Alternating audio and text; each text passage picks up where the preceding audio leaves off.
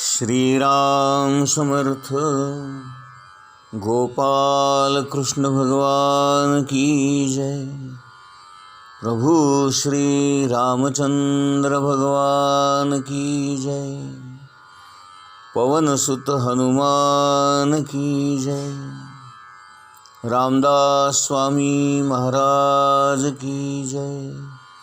जय जय रघुवीर समर्थ। आज आपण 51वा श्लोक पाहतो आहोत। मदे मत्सरे सांडिली स्वार्थ बुद्धी, प्रपंचिक नाही जयाते उपाधी, सदा बोलणे नम्र वाचा सुवाचा, जगी धन्य तो दास सर्वोत्तमाचा। जगी धन्य तो दास सर्वोत्तमाचा, हाच शेवट असणारे हे 10 श्लोक। याच्यातून रामदास स्वामींना आपल्याला हेच सांगायचं आहे की आपण त्या सर्वोत्तमाचे दास तर व्हायचंच आहे आणि दासामध्ये सुद्धा सर्वोत्तम दास व्हायचं, दासोत्तम व्हायचं। आणि त्याच्यासाठी आपल्यामध्ये जे काही गुण आवश्यक आहेत ते अत्युच्च प्रतीचे, उत्तमातले उत्तम, बेस्ट ऑफ बेस्ट असे गुण आपल्यामध्ये असले पाहिजेत। आणि म्हणून रामदास स्वामींची ही तळमळ आहे। या सगळ्या गोष्टी ते कशासाठी सांगतायत? आपल्यामध्ये बदल व्हावा, आपल्यामध्ये सुधारणा व्हावी, आपण भगवंताचे दास व्हावं आणि दासोत्तम व्हावं अशी त्यांची इच्छा आहे, नाही का? आज जे गुण ते सांगतायत ते म्हणतायत मद मत्सर आणि स्वार्थ बुद्धी सांडली पाहिजे। सांडणे याचा अर्थ सोडणे, नाही का? आता या सगळ्या प्रापंचिक माणसाच्या उपाधी आहेत आणि म्हणून दुसऱ्या ओळीत ते म्हणतात प्रापंचिक नाही जयाते उपाधी, नाही का? आता 2 महत्त्वाच्या गोष्टी आपण आधी समजून घेऊया। प्रापंचिक कुणाला म्हणायचं आणि पारमार्थिक कुणाला म्हणायचं, नाही का? जो मनुष्य प्रपंच करतो आणि प्रपंचाला महत्त्व देतो, देहाला महत्त्व देतो, देहाच्या अनुषंगाने येणाऱ्या मीपणाला महत्त्व देतो, माझं माझं म्हणतो आणि मला हे हवं, मला ते हवं असं म्हणतो, असे जे गुण असतात त्याला प्रापंचिक गुण असं म्हणतात। म्हणून प्रापंचिक माणसं ही देहबुद्धीची असतात। मी, माझं आणि मला याच्यातच ते गुरफटलेले असतात। त्यांच्यामध्ये आसक्ती असते, हाव असते, इच्छा असतात, स्वार्थ असतो। जे काही आहे ते आपल्या या सुखासाठी, देहाच्या सुखासाठी मिळावं, आपल्याला क्षणिक का होईना पण विषयातला आनंद मिळावा, यासाठी त्यांची धडपड चाललेली असते। त्यांना हे कळत असतं की हा विषयातला आनंद खरा नाही, तो क्षणिक आहे, ते विषय भोगल्याने त्रास होऊ शकतो। या सगळ्या गोष्टी त्यांना कळत असतात पण वळत नाही, हे दुर्दैव आहे, नाही का? साधं उदाहरण द्यायचं म्हटलं तर बटाटे वडे खाऊ नको हे आपल्याला कळतं, पण तरीसुद्धा आपण खातोच। आणि त्यातही बाहेर रस्त्यावर हातगाडीवर तळलेले वडे आपण अगदी चवीने खातो। आता वास्तविक पाहता ते कुणी बनवलेले आहेत, कसे बनवलेले आहेत, कुठल्या वातावरणात बनवलेले आहेत, त्याच्यातलं मटेरियल कसलं वापरलेलं आहे, बटाटे कसले वापरलेले, या सगळ्या गोष्टी आपल्याला कळत नाहीत का? कळतात, नाही का? तरीसुद्धा आपण ते करतोच ना। म्हणजे कळतंय पण वळत नाही अशी प्रापंचिक माणसांची अवस्था असते। त्याचे दुष्परिणाम माहीत असतात पण आपण ते परिणाम भोगून सुद्धा शहाणे होत नाही, पुन्हा उद्या तेच खायला जातो। आता असे वडे खाऊन आपल्याला त्रास होतो, हागवण लागते, ॲसिडिटी वाढते, जळजळ होते, रात्री झोप येत नाही, अस्वस्थ होतं, हे सगळं काही होतं. पण तरीसुद्धा मागच्या अनुभवातून आपण शहाणे होत नाही. आणि हाच तर प्रापंचिक माणसांचा विशेष गुण आहे. कळतंय पण वळत नाही. दुसरी महत्त्वाची गोष्ट अशी की हा जो देहबुद्धीतून येणारा अहंकार येतो, मी आहे, मी असा आहे, मी अमुक आहे, मी तमुक आहे, याच्यातून त्याच्या मनामध्ये मद तयार होतो. मद म्हणजे स्वतःबद्दलच्या भ्रामक कल्पना, भ्रामक समजूत, स्वतःला शहाणं समजणं, आपल्यासारखं कुणी नाही असं मानणं, इतरांना तुच्छ लेखणं, हा सगळा मद या सदराखाली येणारा अवगुण आहे. दुसरा अवगुण आहे मत्सर, नाही का. जी गोष्ट मला मिळाली नाही ती इतरांना जर मिळाली तर माझ्या मनामध्ये मत्सर निर्माण होतो, द्वेष निर्माण होतो, असूया निर्माण होते. मला दुसऱ्याचं चांगलं झालेलं बघवत नाही.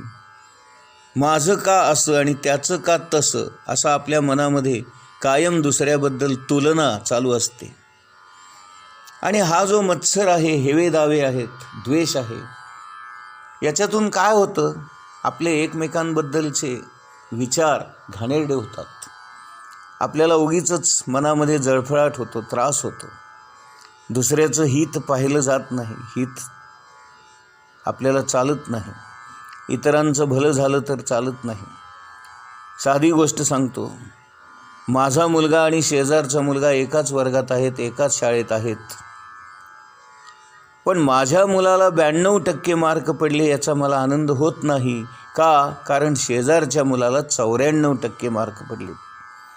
म्हणजे माझ्या मुलापेक्षा 2% मार्क जास्त पडलेत याचा मला मत्सर होतो. माझ्या मनामध्ये असूया निर्माण होते. मला त्या माणसाविषयी, त्या मुलाविषयी द्वेष वाटू लागतो. हा दुर्गुण आहे. आणि हा कशामुळे आला की स्वार्थबुद्धी असते आपली. माझंच चांगलं व्हावं, माझंच असं व्हावं, माझ्याच मुलाला मार्क चांगले पडले पाहिजेत, ही जी स्वार्थबुद्धी असते त्यातून हे मद आणि मत्सर हे अवगुण येतात. पुढच्या ओळीमध्ये रामदास स्वामी म्हणतात, प्रापंचिक नाही जया ते उपाधी. आता आदर्श कोण असतो? ज्याला या प्रापंचिक माणसांच्या उपाधी चिकटत नाहीत असा. म्हणजे कसा? तो प्रपंचात नसतो का? त्याला प्रपंच नसतो का? त्याला काही जेवणखाण लागत नाही का? त्याला काही शारीरिक गरजा नसतात का? परंतु तो आदर्श पुरुषसुद्धा किंवा सर्वोत्तमाचा दाससुद्धा प्रपंचातच राहतो, प्रपंचच करतो, परंतु तो प्रपंचात राहूनसुद्धा पारमार्थिक आयुष्य जगत असतो, आध्यात्मिक आयुष्य जगत असतो. म्हणजे कसं? त्याची देहबुद्धी मावळलेली असते आणि देहबुद्धी मावळलेली असल्यामुळे देहाला तो तुच्छ लेखतो. त्यामुळे देहाचं जे काही झालं किंवा देहाचा जे काही परिणाम भोगावे लागतात सुखदुःखाचे, याचं त्याला काहीच वाटत नाही.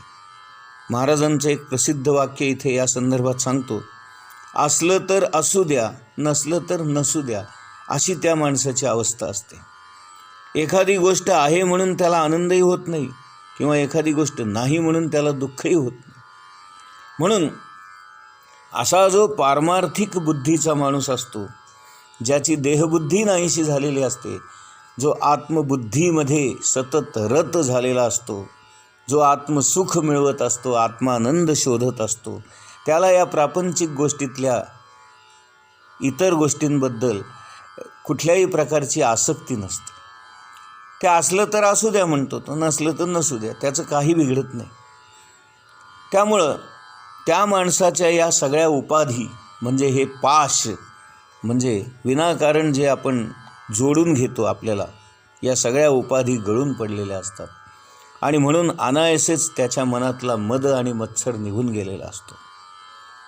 ज्याची देहबुद्धीच नाहीशी झालेली आहे, त्याला देहाचे स्वार्थ आडवे येत नाहीत किंवा ते स्वार्थ बंधनकारक ठरत नाहीत. किंवा स्वार्थामुळे तो नडला जात नाही. त्याच्या मनातला स्वार्थ केव्हाच नाहीसा झालेला असतो, नाही का. आता उरलो उपकारापुरता, जे काही माझं आयुष्य आहे ते इतरांचं भलं कसं करता येईल, इतरांसाठी मला काय करता येईल या विचारामध्ये तो असतो. आणि त्याची देहबुद्धी नाहीशी झालेली असल्यामुळे, त्याच्या मनातला स्वार्थ मावळलेला असल्यामुळे तो अत्यंत निस्वार्थी झालेला असतो. आणि असा निस्वार्थी झालेला माणूस निरपेक्ष झालेला असतो. आणि म्हणून तो वैराग्य वृत्तीने जीवन जगत असतो. त्याच्या मनामध्ये वैराग्य प्राप्त झालेलं असतं. कुठल्याही गोष्टीची त्याला हाव नसते, आसक्ती नसते, अपेक्षा नसतात. अमुक एक व्हावं असं त्याला वाटत नाही. जे काही घडतं आहे ते माझ्या रामाच्या इच्छेने घडतं आहे असंच तो मानत असतो. अशा प्रकारे त्याचं वागणं असतं. आणि करता करविता राम हे त्याच्या मनावर बिंबलेलं असतं. अहमपणा त्याचा नसल्यामुळं मी करता आहे हे कुठेही त्याच्या मनामध्ये येत नाही. आणि ही मीची उपाधी त्याला बाधत नाही. त्याचा मी मेलेला असतो, त्याने मी मारलेला असतो. आपुले मरण पाहिले म्या डोळा, ही जी तुकाराम महाराजांची अवस्था आहे त्या अवस्थेला तो पोचलेला असतो. अहो मीच नाही तर मी काय करणार आहे, मी एक निमित्त मात्र आहे. जे काही घडतं आहे ते तो प्रभू रामचंद्र माझ्याकडून करून घेतो आहे अशी त्याची भावना असते. आणि प्रत्येक गोष्टीत तो देवाला करते पण देत असतो. आता इथे दोन प्रकारची माणसं असतात, एक देहाला मानणारे आणि एक देवाला मानणारे.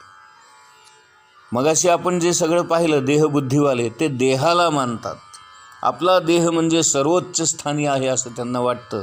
आणि बाकीच्यांच्या देहाची ते फिकीर करत नाहीत, इतरांचा कधीही विचार करत नाहीत.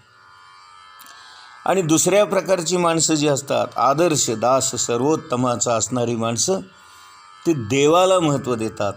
देवाला काय आवडेल याचा विचार करतात, महाराजांना काय आवडेल याचा विचार करतात, आपल्या सद्गुरूंना काय आवडेल याचा विचार, मी काय कसा वागलो म्हणजे माझ्या रामाला आवडेल असा ते विचार करतात, नाही का.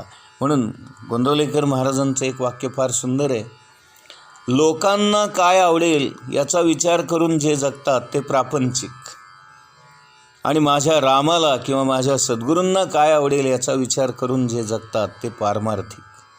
असं सुंदर त्यांनी विवेचन केलेलं आहे. म्हणून प्रापंचिक माणसं नेहमी लोकांचा विचार करतात. लोक काय म्हणतील, ह्याला काय वाटेल, त्याला काय वाटेल, तो कसं बघेल, तो मला काय म्हणेल, वगैरे वगैरे. आणि म्हणून ते कायम लोकांची फिकीर करत असतात. आणि त्यांच्या मनामध्ये सदैव लोक काय म्हणतील याची भीती असते.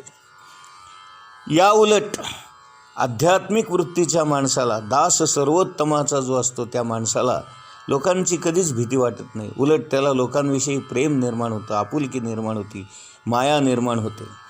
लोकांशी तो अत्यंत प्रेमाने वागतो. आणि म्हणून तिसरा गुण इथे त्यांनी दिला आहे, सदा बोलणे नम्र वाचा सुवाचा. तो अत्यंत नम्र होतो आणि अत्यंत शांत असतो, प्रेमाने वागतो. आणि त्याची वाचासुद्धा सुवाचा होते, म्हणजे अमृतामध्ये बुडवलेले मधाळ असे शब्द तो वापरतो. महाराजांचं एक फार सुंदर वाक्य आहे, माझ्यातलं प्रेम काढलं तर मी नाहीच मुळी, असे महाराज म्हणतात. प्रेमाने भरलेले आहेत ते. त्यांचा नुसता नेत्र कटाक्ष जरी आपल्या अंगावर पडला तरी आपल्याला धन्य धन्य झालं असं वाटतं. म्हणून अशा माणसांची नजरसुद्धा इतकी प्रेमळ असते, त्या दृष्टीमध्ये इतका आपलेपणा असतो. ती दृष्टी संतांची आपल्यावर पडावी यासाठी आपण धडपडत असतो. या उलट प्रापंचिक माणसं स्वार्थी बुद्धीचे असल्यामुळे त्यांच्या दृष्टीमध्ये प्रत्येक ठिकाणी हेवेदावे असतात, मीपणाचा अहंकार असतो, मत्सर असतो. आणि काही जरी दिसलं तरी ते तुलना करतात, माझ्याकडं हे नाही, माझ्याकडं ते नाही, माझ्याकडं असं नाही, याला बरं मिळालं, याला का मिळालं, असा त्यांच्या मनामध्ये विचार येतो. आणि म्हणून त्यांची दृष्टी ही शोधक नजर असते, की माझ्याकडं काय नाही आणि याच्याकडं काय आहे याची ते तुलना करत असतात.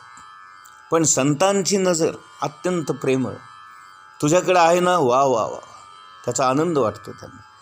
तुझ्याकडे आहे आणि माझ्याकडे नाही याचं दुःख त्यांना कधीच होत नाही. उलट ते तुझ्याकडे ती वस्तू आहे याचा त्या आनंद मानतात. आणि संतांच्या नजरेमध्येच प्रेम वात्सल्य असतं. आणि म्हणून असे गुण ज्याच्यामध्ये आहेत, ज्याचा मद नाहीसा झाला आहे, ज्याचा मत्सर नाहीसा झाला आहे, जो स्वार्थबुद्धीने वागत नाही, जो प्रापंचिक नाही आणि प्रापंचिक उपाधी ज्याला जोडली गेलेली नाही, जो अत्यंत नम्र स्वभावाचा आहे आणि ज्याची वाचासुद्धा सुवाचा आहे, असाच दास जगामध्ये धन्य धन्य असतो. लोकांना तो आवडतो. आणि जो आवडे देवाला तोची आवडे सर्वांना असं आहे. किंवा उलटं म्हणू आपण, जो आवडे सर्वांना तोची आवडे देवाला. दोन्हीचा अर्थ एकच. लोकांना आवडलं म्हणून देवाला आवडतं आणि देवाला आवडलं म्हणून लोकांना आवडतं. एक लक्षात घ्या. म्हणून आपण इतरांना आवडेल असं वागलं पाहिजे, इतरांना सुख होईल असं वागलं पाहिजे, इतरांच्या चांगल्यासाठी आपण झटलं पाहिजे, इतरांच्या कल्याणासाठी आपण झटलं पाहिजे. हेच आदर्श किंवा जगी धन्य होण्याचं मर्म रामदास स्वामी आपल्याला या श्लोकातून सांगतात. जय जय रघुवीर समर्थ.